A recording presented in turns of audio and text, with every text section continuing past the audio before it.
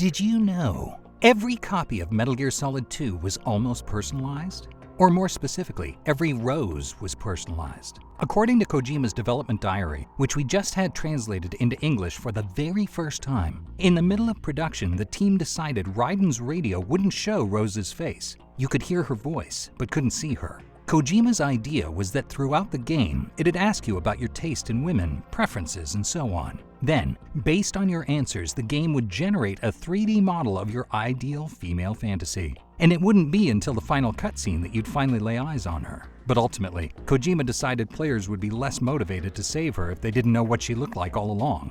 You know, since she's pretty. Because at the time, in addition to being Raiden's girlfriend, her backstory was that she was a journalist who had been taken hostage and you need to rescue her, while the frequency for saving your game was manned by another character called Data. But Data ended up getting axed so that Rose could take his job. Another idea that didn't make the cut was a genderless magician. Kojima went to Hawaii and saw the Magic of Polynesia show, where they had firewalking, magic, that kind of thing. He wrote in his diary, "As soon as I saw that magic, I knew I had to add a genderless magician boss character. They bring out an empty box, cover it with a cloth, and then when they take it away, amazingly, enemies come bustling out from inside." He goes on to say he pitched the genderless magician to several of his staff, but no one else liked it, so eventually he abandoned the idea. I'm David Hayter. You might recognize my voice. I'm Snake's official voice actor. These stories of what might have been come from Kojima's Metal Gear Solid 2 diary, in which he made semi-daily entries for the entirety of the game's development. He titled it Development Diary, Hideo Kojima, 4 Years of Struggle. He published it in the Japan-only Making of MGS2 book and revealed lots of unused ideas, cut content, and behind-the-scenes stories, some of which were never told anywhere else. There are lots of important documents in video game history that have gone untranslated for decades, and this was one of them. Until now. The diary's pretty long, about 87 pages if you printed it out in English, so in this video we'll just cover the highlights. Let's get started. In the final game, there's a part where Raiden swims underwater with Emma. It goes off without a hitch, but while they're underwater, Kojima originally wanted blood seeping out of Emma's crotch. When they surface, Raiden would ask, "Where are you hurt?" And Emma would blush and say, I'm fine. Later in the game, Emma's fatally stabbed by Vamp. Raiden's concerned about how much blood she's losing. Then she'd look up and say, "I'm fine, it's just my period," and then fall over dead. Those would have been her dying words. Kojima says his staff unanimously hated the idea, so it didn't make the final cut either. Also in the final game, when Raiden's running around Arsenal Gear, there are 6 rooms, all named after internal organs. Arsenal Gear's stomach, jejunum, ileum, colon, and rectum. But Kojima also wanted rooms called Arsenal Gear Uterus and Arsenal Gear... Listen, the last video I did for DidYouKnowGaming got age restricted, so cut me some slack. Anyway, regarding the ship's female anatomy, Kojima said, "I was met with opposition from the childish staff, so I decided against it." He also says he wanted a tattoo on Raiden's ass. No dice there either, I'm afraid. Towards the end of development, Kojima wrote excitedly in his diary that Mark Hamill auditioned for MGS2, the guy who played Luke Skywalker in Star Wars. "I'll never turn to the dark side." He says Hamill delivered an outstanding performance, but doesn't specify for which character. If we had to guess, the voice of Raiden probably makes the most sense. It's unclear why he didn't end up getting the role, and as far as we can tell, Hamill's never spoken about it publicly. Another interesting tidbit Kojima mentioned is he modeled the Fortune fight after Space Invaders. Except the roles are reversed. Fortune's the laser cannon that barely moves, while Raiden plays the role of Invader. Never thought of it that way, but it makes sense seeing both games side by side. But actually, that wasn't how the Fortune fight was originally supposed to play out. Kojima writes in his diary, Raiden's clothes can catch fire during the battle with Fortune. Raiden's long hair, which he's so proud of, can catch fire too. And if the player doesn't put it out, Raiden's hair all burns off and he goes bald. After that, he continues completely bald throughout the entire game, even in cutscenes. The handsome protagonist goes bald in the first boss battle. Hilarious! He goes on to say, various wigs could be obtained throughout the game, including a Bakatano wig, which would have looked like this. If Raiden did a flip, his wig would fall off and the player would have to pick it back up. Ultimately though, Kojima got some pushback from his staff, so bald Raiden didn't make it into the final game. More hair loss was planned as well. In the release version, you can find a shaver as soon as you get to Big Shell. And if you give it to Snake later, he'll trim his beard. But originally, You'd obtain the shaver by tranquilizing Emma and shaking her. Presumably she had it for shaving her body hair. After stealing it, pretty boy Raiden would use it to shave his armpits. In an earlier diary entry, when the game was still in pre-production, Kojima said he wanted Sons of Liberty to end in an interactive Mexican standoff. He got the idea from Ringo Lam and Quentin Tarantino movies like Reservoir Dogs. He boasted, quote, "I've come up with another industry first, the real-time reveal system. This system's an attempt to present the grand finale of MGS2 in real time, with all the reveal sequences taking place with guns pointed at each other, like a Tarantino movie where 3 or more characters all have their guns pointed at each other, no one able to move. New information's revealed as they keep their guns pointed at each other. New characters join in, and people change who they're aiming at. A new character appears and says, 'Snake is actually an enemy,' so characters change their aim. And then Snake says, 'You've got the wrong guy. I was framed. It's all a ploy by Solidus,' so everyone changes sides again.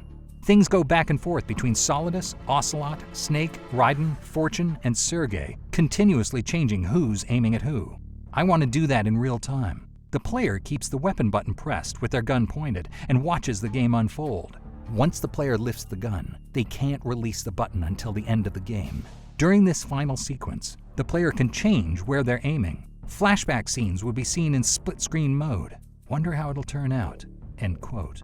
Well, unfortunately, it didn't turn out. In the final game, there was no Mexican standoff. The finale ended up as a one-on-one sword fight instead.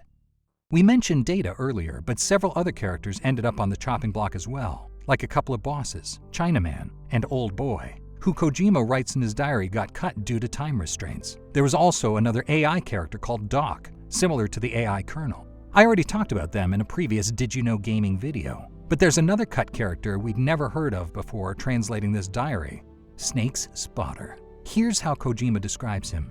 Quote, "There was a legendary sniper in the Vietnam War who killed 64 enemies. But this character, he's not the sniper, he's a spotter. On his first mission, he caused that legendary sniper to miss and got him killed. Nowadays, he works security at Big Shell. His beloved wife passed away, so now he's devoted to his only son. But they become estranged when his son finds out about his past. He's familiar with the layout of Big Shell, and, in the end, he serves honorably as a spotter for Snake." He would have been voiced by Osamu Saka, but when the character got cut, Saka got cast as Colonel Gorlukovich instead. Speaking of voice actors, until pretty late in development, the actor who plays Liquid was also voicing Pliskin. "There's room for only one Snake and one big boss," which was meant to obfuscate his identity to the player, to make it less obvious that Pliskin is actually Snake. Good thing he changed his mind. Otherwise, I barely would have been in the game. Me voicing Pliskin did make it super obvious he's really Snake, though. Kinda spoiled the twist. Remember how Ocelot loses his right hand in MGS1, and then in the sequel he grasps Liquid's arm onto his stump? Kojima wanted Solidus to do that too.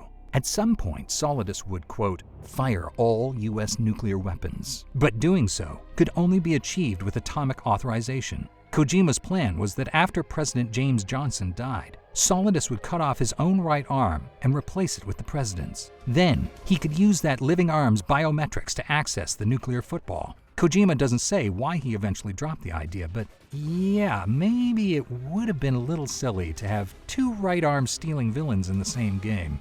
Who knows?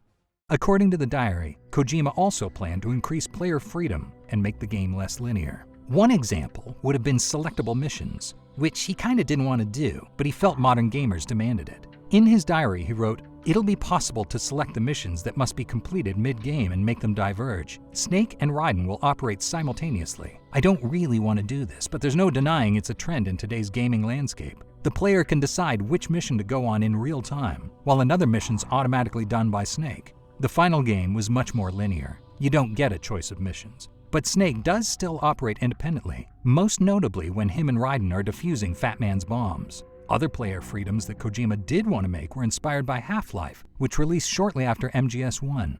Kojima bought a copy for reference while making MGS2, and it had a profound impact on him. He couldn't stop talking about it. "I felt like I'd been outdone by the Americans," he exclaimed. "The scene with the accident in the lab gave me goosebumps. Big Japanese games don't have this kind of soul. Even the cutscenes provide a refined level of freedom. And if I was going to make MGS cutscenes interactive, this is how I'd do it. The ending's incredible." Cutscenes in Half-Life happen in real time, with the player free to walk around and do whatever they want as events unfold. You can even shoot the cutscene's participants. Kojima got a lot of criticism that the first Metal Gear Solid wasn't interactive enough, with some critics accusing it of being more like a movie than a video game. But Kojima ended up deciding Half-Life-style cutscenes wouldn't work in a game as story-heavy as Sons of Liberty. If you shoot Pliskin mid-sentence, the game's pretty much broken. So he came up with a middle ground: split-screen cutscenes. On one side, the cutscene plays out, while gameplay happens on the other, like in that Mexican standoff we mentioned earlier. Kojima was super enthusiastic and determined to patent the idea, but ultimately split-screen mode ended up getting cut. Another development detail, told in the November 18, 1998 entry, is how Kojima came up with character names. After buying a phone book from America, he searched for Sarah Connor to pretend he was in Terminator. But the real reason he bought the phone book was to take real people's names and make them into Sons of Liberty characters. Think Peter Stillman, Richard Ames, and James Johnson.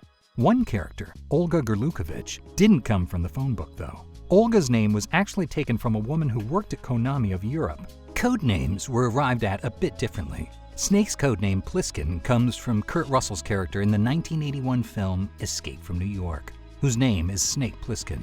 As for the others, Kojima said, "I want the codenames of the protagonist and Dead Cell to be weapon names this time, like Raiden, Fat Man, and so on. I want the nuance that they're not being treated like people, but strategic pawns." Fat Man was the name of the atomic bomb dropped on Nagasaki. Likewise, Raiden's named after the Mitsubishi J-2M Raiden, a Japanese World War II fighter plane that the Allies codenamed Jack, which is why Raiden's real name is Jack. Then, after that was decided, named his girlfriend Rose as a tip of the hat to Titanic. Canonically, Raiden doesn't have a last name, but in one diary entry, Kojima writes down the name Raiden Brannigan. Later, he says Raiden's real name is Fanshawe, a name he took from a character in the novel The Locked Room. Fittingly, The Locked Room's about a writer who steals the identity of a guy named Fanshawe, which is exactly what Kojima did. As for Raiden's dark past as a child soldier, that came about because Kojima just happened to stumble across a program about child soldiers on Japanese television one day. "Good timing," he said. "I think I can use this for Raiden's backstory." Kojima also caught a TV special about the Santa Fe artificial stock market. Basically, an AI stock market developed in real-life New Mexico in the late 90s. Kojima said he was going to add a bit in the game where Otacon uses this virtual stock market to get rich, but didn't end up following through with the idea. So, Otacon stayed poor. Speaking of character names, in the release version, Rose reveals she's pregnant with Raiden's baby. MGS2 never tells us the child's name, but in his diary, Kojima says Raiden's going to name him Dave. In other words, name him after Solid Snake. But years later, when players finally heard the kid's name for the first time, in MGS4, it was John, which is Naked Snake's real name. Kojima also wanted to use more famous licensed songs, which would have cost a lot more than what they ended up using. For example, he intended to open the game with Billy Joel's You May Be Right, and end the game with Frank Sinatra's New York, New York. Instead, he had to settle for this as the opening music.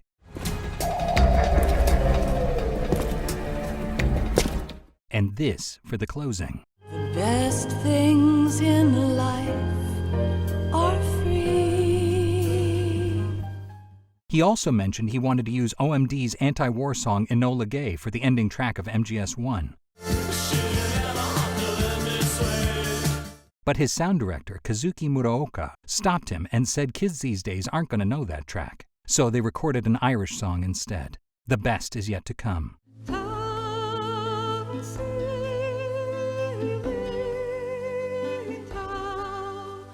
Can't help but notice all three tracks Kojima originally wanted to use released in the exact same year, 1980. It's unclear if that was meaningful somehow or just coincidence. In another entry, Kojima says he wanted to make swimming underwater physically uncomfortable for the player. You'd have the oxygen gauge, just like normal, but after you run out of air, you'd have to mash the action button like a madman to keep from drowning. The goal is to experience the sensation and pain of holding your breath underwater for real, he said. If you press the button, your range will expand and deepen extensively. Kojima's always sought to bring his games out into the real world, often in some unusual ways. Psycho Mantis reading your mind in MGS1's probably the most famous example. He wanted to go far beyond that though, and when Sony showed him the PlayStation 2 for the first time, he lamented that, quote, "It's not the machine of my dreams. It's got no smell. Needless to say, no flavor either." Much to his disappointment, we may never know what Big Shell smells like at sunrise, or the taste of kissing a girly poster in a soldier's locker. You know, reading through this 4-year diary, we couldn't help but notice how big a toll the game took on him.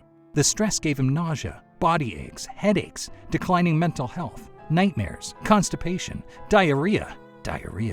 Practically any stress-induced ailment you can think of, he got it. He was constantly in and out of the hospital all throughout development. A couple of days before Sons of Liberty finally released, he gave his doctor an early pre-release copy as a thank you. A month later, in December 2001, he wrote the very last diary entry saying, "The year of the snake is almost over, but my body still isn't back to normal." That's the diary's final sentence. So besides Kojima sacrificing his health to give us MGS2, there's one last bit of trivia for you. That Sons of Liberty released in the Japanese Zodiac's Year of the Snake. The next Year of the Snake, we got Rising Revengeance, and it looks like the series' long-awaited return might arrive in the next Year of the Snake. Or I don't know, maybe not. Just because I'm Snake doesn't mean they keep me in the loop on scheduling.